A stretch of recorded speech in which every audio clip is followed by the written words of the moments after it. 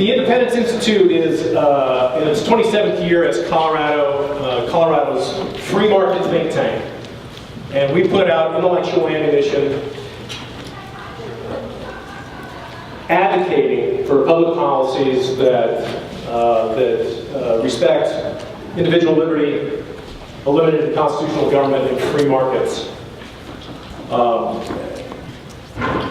We did one of these about 6 months ago in Denver, and I have to tell you that I walked away, I think, better qualified with more intellectual ammunition in my own toolbox to push back against the case that is constantly being made for a bigger, more intrusive federal government.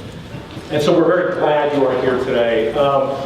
This is a fantastic program, and we are very honored at the Independence Institute that we have not one, but 2 constitutional scholars on our staff. And that's who we'll be hearing from tonight. The first is Rob Natelson, former professor of constitutional law at the University of Montana, and the author of this fantastic book, The Original Constitution, What It Actually Said and Meant. And Rob is one of the preeminent constitutional scholars in the country. By the way, his book is for sale for $20 out in the hallway.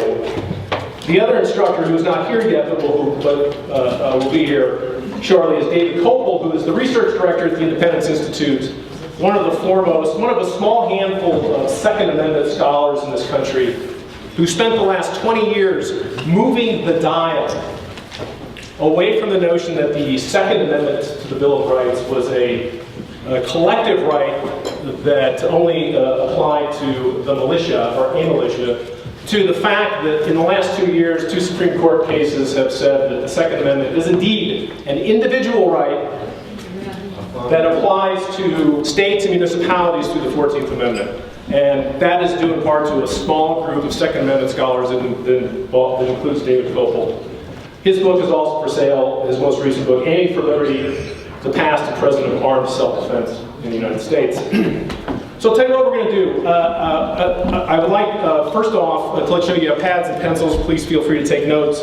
You have some information about the Independence Institute. Instead of going out in the audience at the end of this and doing a Q&A with the microphone, we would ask that if you have specific questions throughout that you write them down, and we will collect them and go through as many as we can during the Q&A. Although I'll tell you just based on experience that we might not be able to get to all of them. So without further ado, here's what we'll do. First, our gracious co-sponsor for today's event is the Colorado Springs Gazette. And so I'm going to ask Wayne Laugesen, the editorial page editor of the Gazette, to come up and say a few quick words. And then we're just going to move right into the program with Rob Natelson.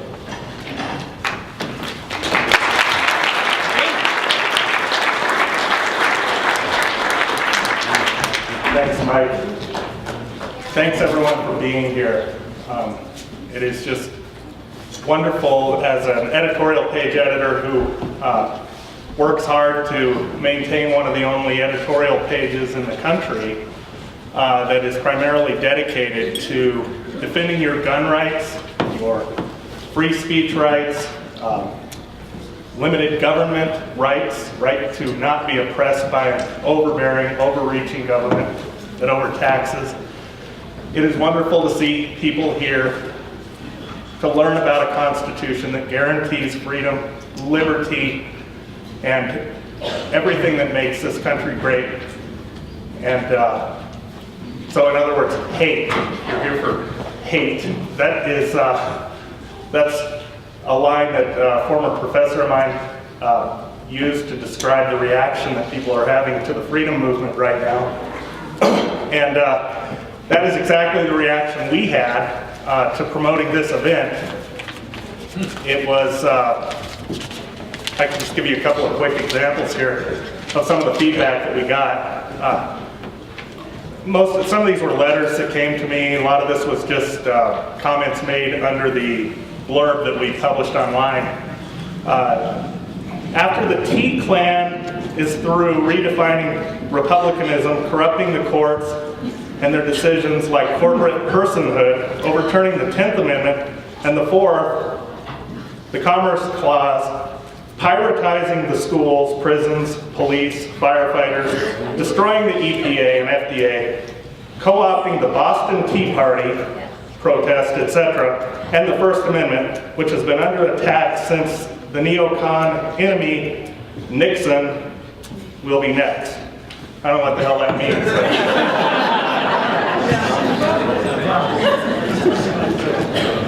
Here's another one. So the T Klan will hold an Obama bashing session and call it constitutional analysis.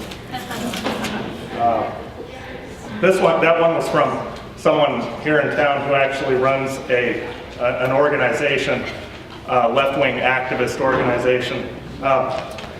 This sounds like a recruiting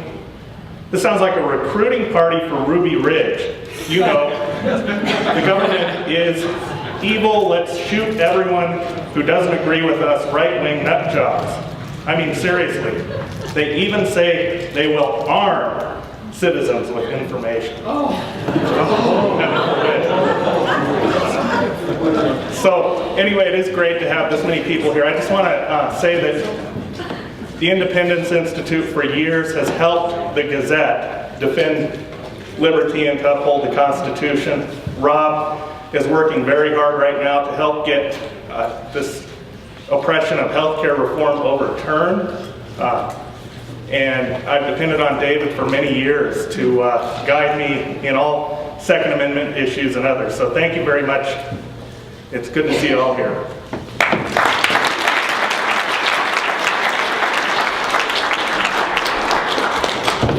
All right, folks, thanks. I'm going to turn off this mic. Without further ado, I'm going to introduce Rob Natelson, Senior Fellow in Constitutional Jurisprudence at the Independence Institute, former Professor of Constitutional Law at the University of Montana, and one of the premier experts on the law of our land. Rob, come on up.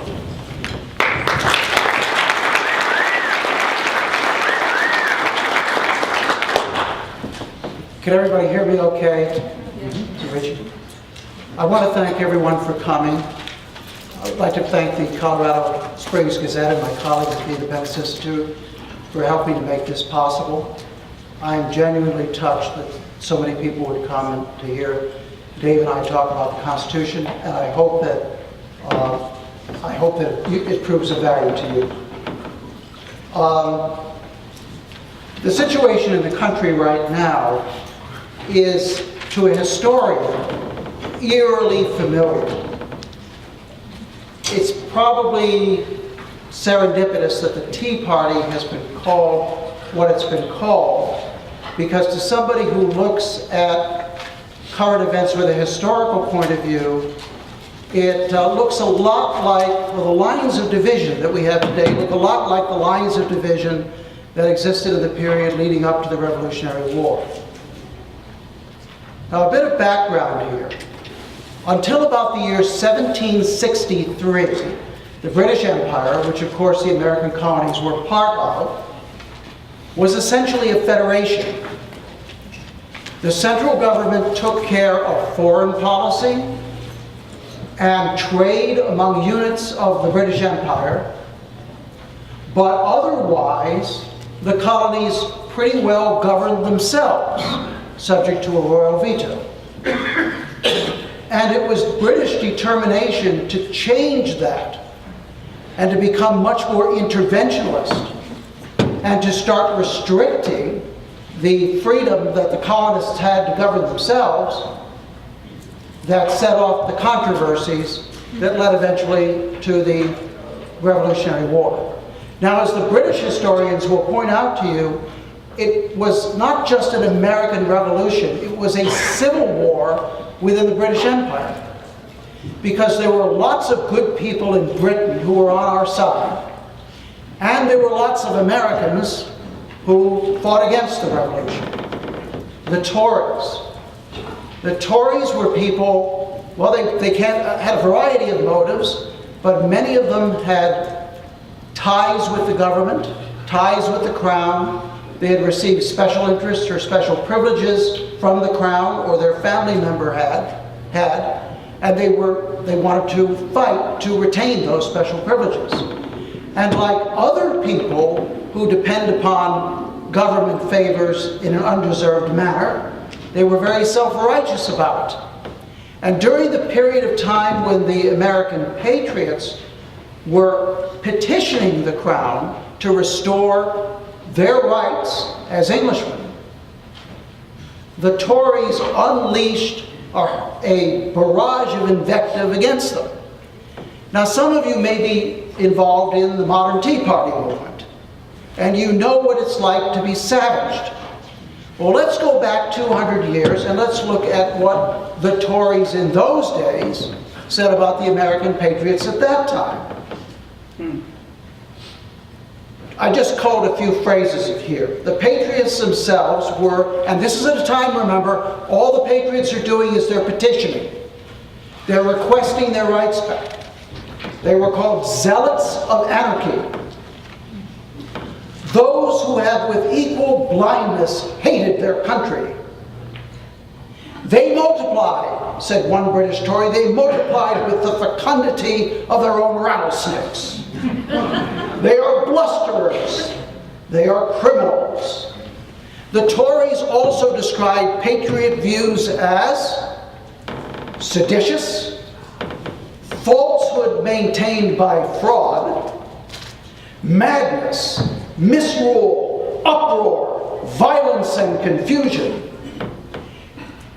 airy bursts of malevolence, insolence, frenzy, and my personal favorite, these anti-patriotic prejudices, which are the abortions of folly impregnated by faction. Now, if George Washington and John Hancock and John Dickinson could take that garbage, we can take a little abuse ourselves, can't we? The Constitution was written in 1787. The requisite number of states ratified it the following year. In 1789, the government got started. In 1790, the 13th state ratified, Rhode Island, and in 1791, the Bill of Rights was ratified. And what was the record of the next 150 years in America under that Constitution? I choose 150 years because that's the period of time that, for the most part, the Constitution was conscientiously followed. There was a tremendous improvement in the quality of life, unprecedented degrees of personal freedom, unprecedented amounts of wealth, availability of food, clothing, health care, the evolution of modern medicine, and with it the doubling of life expectancy from about 36 years in 1800 to nearly 70 years 150 years later. It was also a period of time that was marked by stunning scientific and engineering triumphs. It was marked by the liberation of slaves and the emancipation of women. In that hackneyed phrase, America really did become the beacon for the world. And the Constitution made this possible by limiting government power and thereby preserving freedom, and by restricting the extent to which the government could play pork barrel politics and therefore making government better. After about 150 years, as most of you probably know, progressives operating within and outside the government successfully managed to weaken the constitutional safeguards for liberty and for limited government. And so what's been the result since that time? Well, in the first 150 years, we used to have financial panics, like the one we've just been through. But they were over in a year or two. Now they develop into depressions or recessions that go on and on and on. Federal poverty programs were passed that have not cured poverty. A federal welfare program that almost destroyed the families of people living in the inner city. Federal education programs that have not improved education. Federal health care programs that have taken a system which, if you are old enough to remember, used to work pretty well and turned it into an expensive bureaucratic nightmare. They've turned Congress into a special interest auction, and they have bound our country, ourselves, and our children to a debt of absolutely inconceivable proportions. If you want to see where we are headed, if you want to see what it really means to live in an area with unlimited federal power, without the intervention, without the states in between, then go visit some of the less famous parts of the District of Columbia and look at the squalor and the third world type conditions that exist there. The District of Columbia, of course, being under the exclusive jurisdiction of the federal government. Or in my home state of Montana, go to places like the Crow Indian Reservation, again under direct federal jurisdiction. And you can see what we escaped by being subject to the Constitution's checks and limits on the power of the federal government. We're going to talk today about the Constitution, obviously, and I'm going to try to give you the information you need to challenge a lot of the canards and myths that you hear about it. But I want to give you one caveat, and that is, while I have my own political views, and they're strong and heartfelt ones, I am a constitutional scholar, and I tell the truth.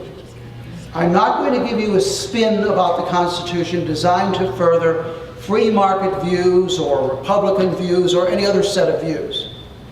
Sometimes in my research I have found things that the founders have done that I don't agree with. But part of maturity in this area is understanding that while the Constitution is a great document, not everybody can agree with everybody in it, everything in it, all of the time. The Constitution does not make whatever I want mandatory and whatever I oppose unconstitutional. So sometimes you may ask me questions, and you may not like my answers about what the Constitution really means. And I might not like it either. But I will endeavor, when discussing the document, to be as objective as possible. Now, what are some of the... To enter this subject, I've compiled a few myths, okay? And some of these myths are myths that are promulgated by people on the left. But you also see them sometimes by people on the right. And without distinguishing them, I'm going to go into them. First one, the 55 guys who wrote the Constitution just sort of all got together in a room and made it up. Now, this is sometimes used to glorify them. Gee, look what they accomplished. And sometimes it's used to demonize them. Ah, they're just a bunch of mortals. We shouldn't pay attention to them. But the fact is that it's a myth. The 55 guys who came together in the room just didn't make it up. First off, they were highly educated for the most part, deeply aware of history and of its lessons. Most of them, practically all of them, had had classical educations. This is a time when every boy and many girls started the study of Latin at age 8, became fluent by the time they left school, and read the Greek and Roman classics in Latin, and sometimes, if they were ambitious enough, in Greek. And that way they learned about Greco-Roman history, philosophy, literature, and all the rest. They also were aware of the lessons of recent European history, and they studied both monarchies and republics in Europe. They were acutely aware, because all of them were born under the British Crown, they were acutely aware of the unique history by which Englishmen had fought against tyranny, and how the English had, in a succession of documents, pushed for more rights, and then memorialized the settlements in documents that, while not called constitutions, were largely of constitutional stature. In other words, the English would resist the crown, would resist tyranny, would win, would write it down in documents. Documents like Magna Carta in 1215, the Petition of Right in 1628, the Habeas Corpus Act in 1679, the English Bill of Rights in 1689. And not just English documents either, but also documents here in British North America. The Mayflower Compact, for example, of 1620. The Massachusetts Body of Liberties of 1641. The various colonial charters whereby the Crown guaranteed to the settlers the rights of Englishmen. The state constitutions that were adopted after independence and the Articles of Confederation. This magnificent history was available for the founders for them to learn from.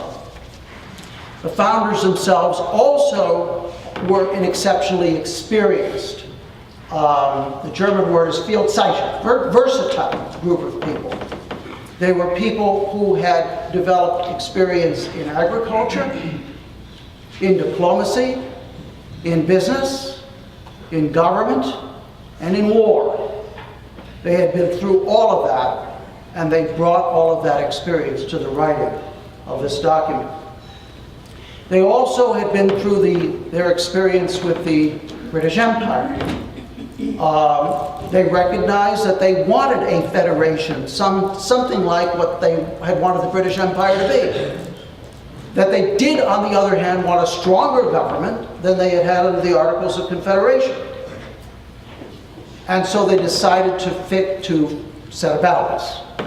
And they decided also, and this is important, they decided that unlike in Great Britain, where there is no written constitution, there are a series of important documents, but there's no written constitution, and where Parliament is ultimately supreme, they were not going to adopt that system. They were going to adopt a written constitution. They were going to put it down in writing, because this would be a public memorial that people over 200 years later, and the founders knew they were writing for the ages. This would be a public memorial that people could read. They could read their rights and their privileges and the limits of government in black and white. They knew also that if they crafted this document correctly, it would be an optimal balance of rigidity in some parts and flexibility and predictability in other parts. And they also recognized that this document had to be about tying down politicians, stopping politicians from interfering unduly with the liberties of the people. Many of the English documents, most of the documents that I listed a few minutes ago, like Magna Carta, for example, or the Petition of Right, were about restricting politicians. The Constitution sets up the federal government, but it also restricts the federal government. So they didn't just make it up one hot summer in Philadelphia. By the way, the summer, that's another myth, the summer wasn't all that hot. It was actually a cool summer for Philadelphia. Second myth. You know, the founders are just a bunch of rich, dead white European males who kept the vote away from the common person, who disenfranchised women and blacks, who believed that slaves were just 3/5 of a person. That myth was in Time magazine recently. So, that African Americans were just 3/5 of a person, and they really set up an aristocracy. Well, that's not true either. In the first place, they weren't all rich. Some of them were. George Washington, for example. But they weren't all rich. And they gave to the people in the document a provision that the people would ratify the document. Now, who were the people? Well, the voters in the different states. At that time, while there were property requirements in all the states, in all of them except South Carolina, they were very modest. Most people could meet those property requirements and vote. Furthermore, to ensure that the process was more democratic, some states abolished their property requirements for the elections that were held for the conventions that ratified the Constitution. So there was more nearly universal suffrage. Nor is it true that they were all male. I sometimes ask audiences, what was the state the first state to give women the vote. And usually hands go up with an intelligent answer, which is Wyoming. But that's not true. The first state to give women the vote was actually New Jersey, which granted women the vote in its constitution of 1776. And during the time the Constitution was approved, the women could vote in New Jersey, and apparently did so in considerable numbers. They also voted informally in other states. Not all states, but informally in other states. Free African Americans voted on the Constitution in at least 5 different states, including, interestingly enough, North Carolina. Those Indians who were no longer tribal Indians and had become citizens of their states also could vote on the Constitution. Now, was this a democratic process in the modern sense of universal suffrage? No. But it probably was the most democratic process since the days of ancient Athens. The Constitution was approved by probably the most democratic process since the days of ancient Athens, perhaps more democratic, because in Athens, no women could vote. Nor was it true that these guys wrote the Constitution in a way to prop up slavery, as I've often heard. Now, one thing that tends to get lost in all of the discussions of slavery is that beginning about the year 1772, the English-speaking peoples began a 100-year journey, at the end of which they had become the first major ethnic group to ever abolish slavery. I mean the English-speaking peoples, I mean Canada, the United States, and so forth, and England. By the time the Constitutional Convention met in 1787, 8 of the 13 states had already set emancipation of slaves in motion. It was already in progress. One state, Massachusetts, had already emancipated the slaves. When you go through the records of the Constitutional Convention, you will not find a defense of slavery. Don't confuse the founders and the 18th century with the Southern fire breathers of the 19th century. The latter sometimes argue that slavery was a positive good. Our 18th century founders believed it was against natural law, evil, and would eventually be extinguished. And that is one reason why they provided that 20 years after the Constitution was adopted, the slave trade would be abolished, as it already had been abolished in 10 of the 13 states at the time the Constitution was written. Not slavery itself, the slave trade. Fourth myth. You know, the founders disregarded their instructions. Congress called a constitutional convention under the Articles of Confederation and told the delegates to draft one or more amendments to the Articles of Confederation, and instead they disregarded their instructions and wrote an entirely new document. This myth is extraordinarily widespread. And I will confess with some chagrin that I believed it up until about 3 years ago. It results from not fully understanding the history of the time and not understanding the law and not understanding the convention system. In 1786, 5 states met together at Annapolis, and their delegates recommended, not to Congress, but to the states, that they meet in Philadelphia the following year. The states then started to elect delegates and to issue these documents of authority called commissions to the delegates. 7 states issued commissions to the delegates through the end of 1786, beginning of 1787, and every single one of those commissions authorized the delegates to recommend complete change of the political system. Or, as they used the phrase in that time, constitution, because the word constitution at that time generally meant the whole political system.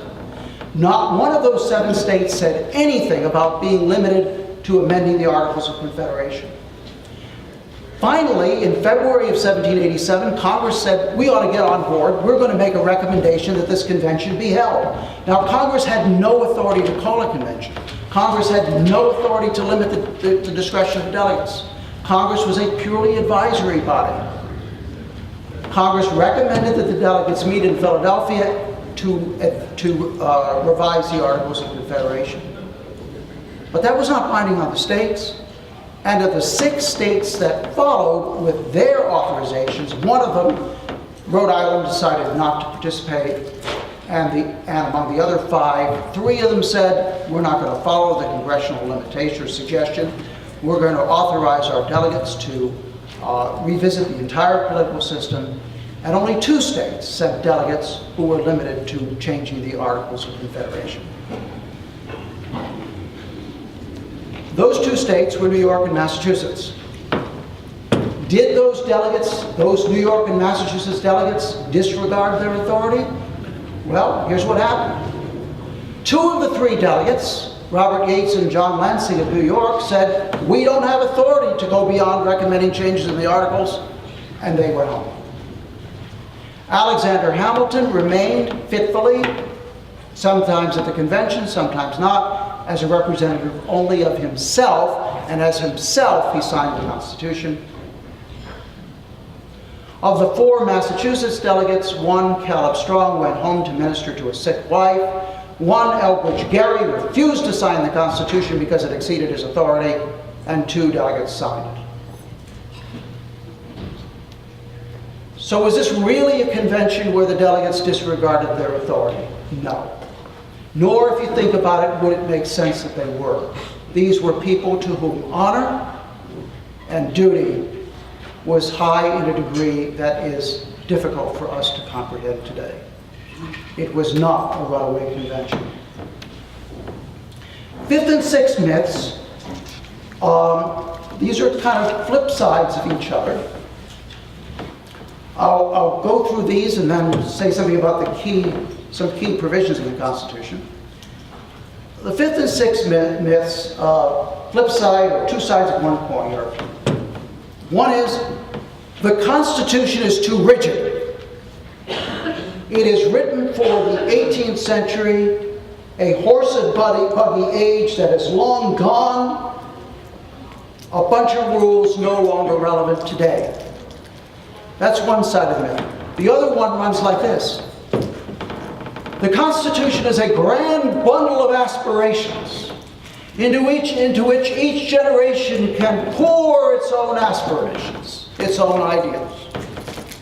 It is a living document, a breathing document, a flexible document that we can amend freely by judicial opinion or by elections. In fact, neither of those is true. The Constitution, in fact, is a very finely crafted document by people who really knew what they were doing. Did I mention? I think I forgot. Most of them were lawyers. And lawyers who were not just government lawyers, but who had been in private practice. The leading lawyers in their respective states. They knew how to draft a rigid, tight clause when they needed to, and by golly, they knew how to draw a flexible clause. They knew how to say 4-year term, a rigid clause, and they knew how to say unreasonable searches and seizures, or cruel and unusual punishments, or when the public safety shall require it. They knew how to draw in flexible meanings as well, flexible ways as well. Because they recognized that they were, in John Dickinson's words, not drafting for a decade or 2, but for a century or for centuries. They made the Constitution flexible where it needed to be and rigid where it needed to be. And they included a formal amendment process so that future generations could change it if they found it necessary to do so. When people tell me that they favor a living constitution. As you can imagine, as a former academic, I heard this quite a bit. They favor a living constitution. What that means to me is really what they favor is a dead one. They favor one that does not bind the politicians, that does not represent any kind of real basic law. And I say to those folks, if you want to live under a truly living constitution, what amounts to an unwritten constitution, there's a wonderful country. I love it very much. I've been back there a number of times. People there have been very good to me. I've got relatives there. It's called Great Britain. I'm sure they'll accept you as an immigrant. You go there, I'm staying here in America. We have a written constitution. Okay, next thing I'd like to do before, and I guess I'm going to be talking till about 3 o'clock, when Dave Kopel was coming while I was chatting, walked in. I'm going to be going through a few of the principal parts of the Constitution that you hear about, and talk about what they really mean. And these are the Taxation Clause, the Commerce Power, and one maybe that you've heard less about, but which is very important, the Property and Enclave Clauses. Many people in this room know that these clauses have been stretched out of recognition by modern commentators and by the modern courts. That this stretching of these clauses occurred in the 20th century. I will also tell you, however, that many people on our side of the aisle have views about these clauses that really don't go back to the ratification, but were informed by the battles of 1798 or 1830 or 1870. When I tell you what the Constitution means, I'm going to be referring to what it means at ratification. Okay? That's the time when it came into effect. That's the time when the people approved it. So again, I'm not going to be talking about what the Supreme Court says about the Constitution. Last year, Dave will say something about that. And I'm not going to be speaking about what John C. Calhoun or Thomas Jefferson or the sound money advocates may have said about the Constitution decades or even a century after it was written. I'm going to be talking about what it, well, to borrow a phrase, what it actually said and meant in 1791 when the Bill of Rights was adopted. Okay, first, if you can get out your copies of the Constitution and turn to Article 1, Section 8, Clause 1. Article 1, Section 8, Clause 1. Those of you who have the blue booklets that you might have picked up, that's on page 7.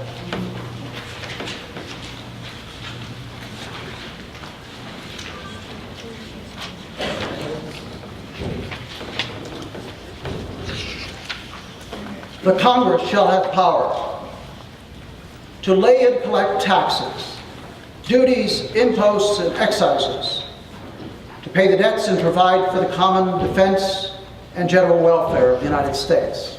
That's as far as we'll go right now. Remember about 2 years ago when that crazy guy, Keith Overman, remember him?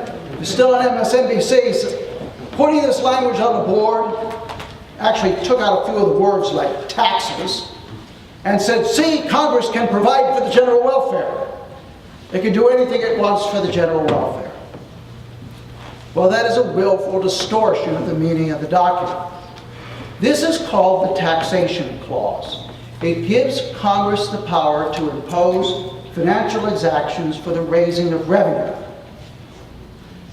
Not financial exactions like the penalty in Obamacare, that's a regulation or attempted regulation of commerce, but levies for the collection of revenue. And the phrase, to provide for the common defense and general welfare, was designed not to allow Congress to do whatever it wanted for the general welfare, but to limit the purposes for which Congress could tax. We know this because the founders told us so. Advocates of the Constitution explained this repeatedly. Part of the confusion, in fairness to the Keith Olbermann's award, part of the confusion is that there has been a language change. The phrase "to provide for the general welfare," we might use that today to mean to do it right away. She provided him with money, meaning she gave him money. The founders didn't use that phrase that way. In the 18th century, to provide for meant to store up provisions for future use. So in other words, what the clause is saying is that Congress has the power to lay taxes, to garner revenue, to store up provisions for future general welfare uses, as opposed to special interest uses, as opposed to uses for a particular section or a particular state. Let me give you a very quick example. In 1796, only 8 years after the ninth state ratified the Constitution, in 1796, there was a severe fire in Savannah, Georgia. The city was leveled.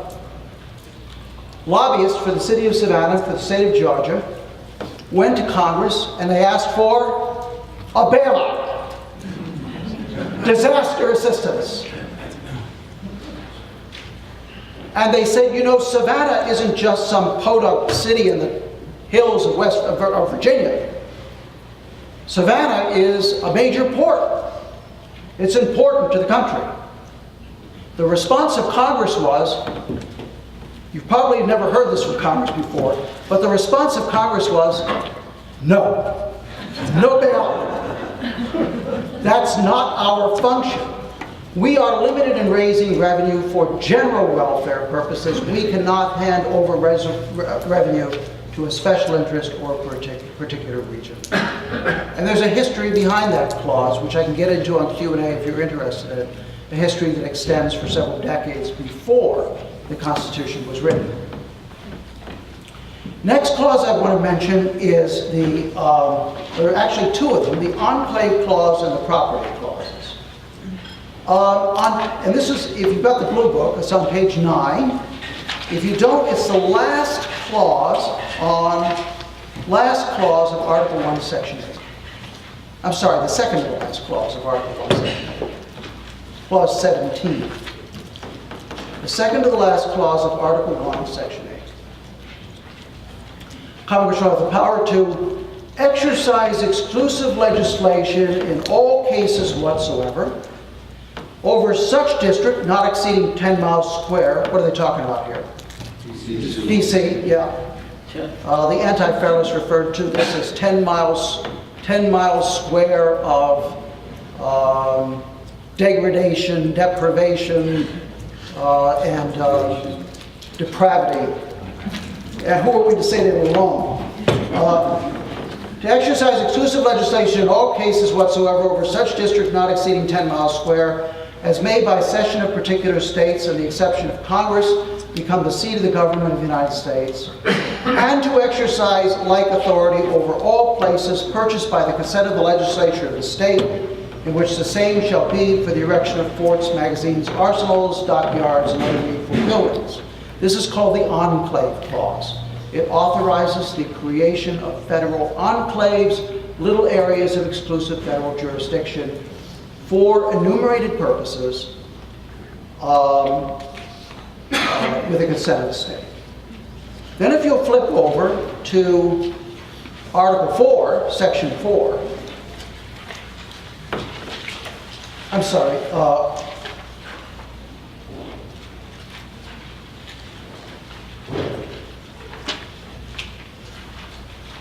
Article 4, Section 3, Clause 2. It's on page 18.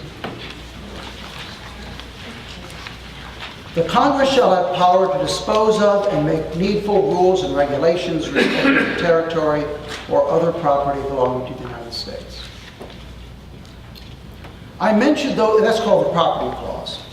I mentioned those two clauses because they have become the rationale for the federal government owning 28% of the property of the United States. That is not their intended or actual meaning. The expectation that underlies this document is that the federal government will own property only for enumerated purposes. Only for purposes listed in the federal government, in the Constitution. Grazing land, for example, forest land is not an enumerated purpose. The expectation was that that extra land, not needed for enumerated purposes, would be disposed of. It would be disposed of in the way that made the most sense. It might be given to private trusts if it was environmentally sensitive land, or it might be given, some of it might be given to the states or sold to individuals, but it would be disposed of. So if you hear it said that the Enclave Clause and the Property Clause are the basis for the ownership of 28% of the United States by the federal government, you know that's wrong. And then the last one I'd like to go over is the commerce power. You turn to Article 1, Section 8, Clause 3. This is on page 7.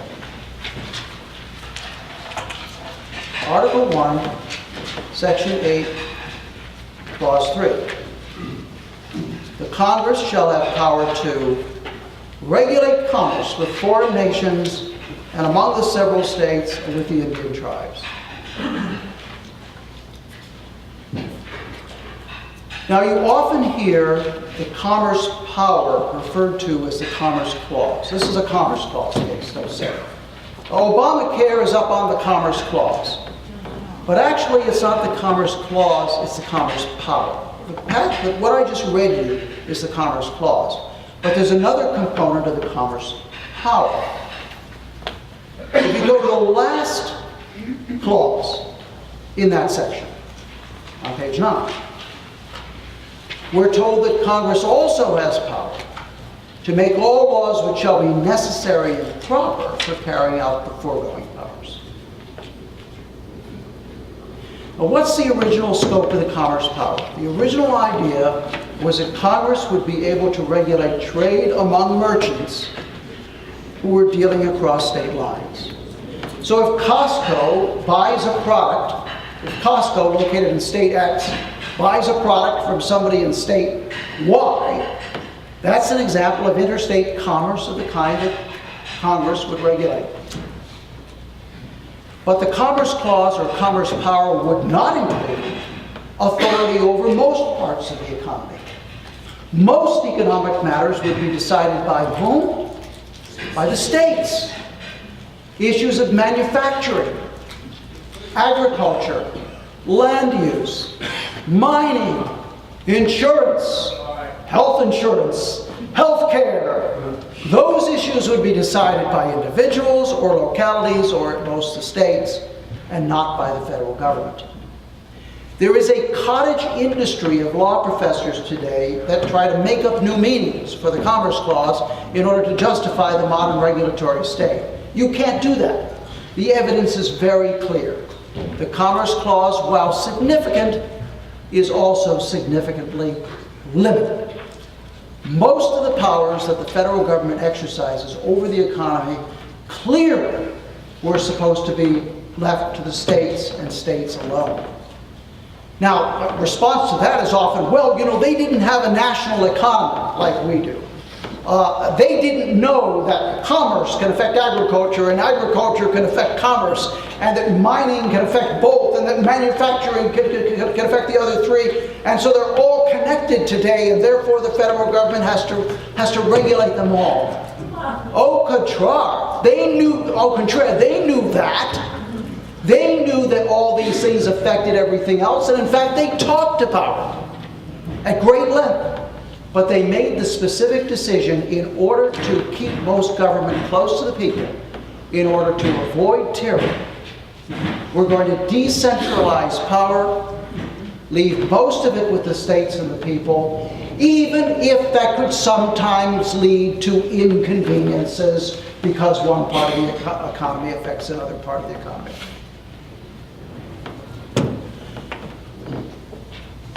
When I taught at the law school at the University of Montana, my students were, for the most part, pretty bright.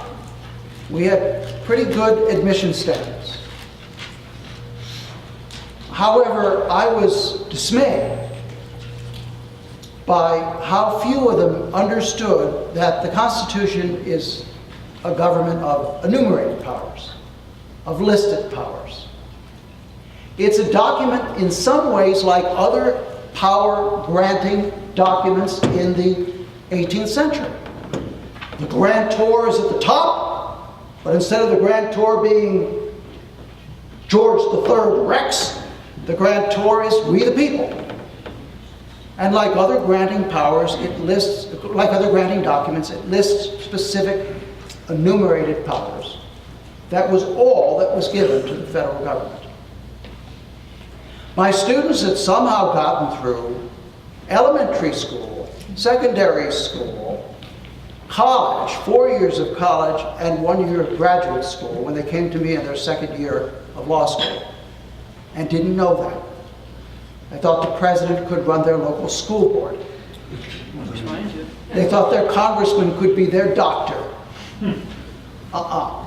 That's not the way it works.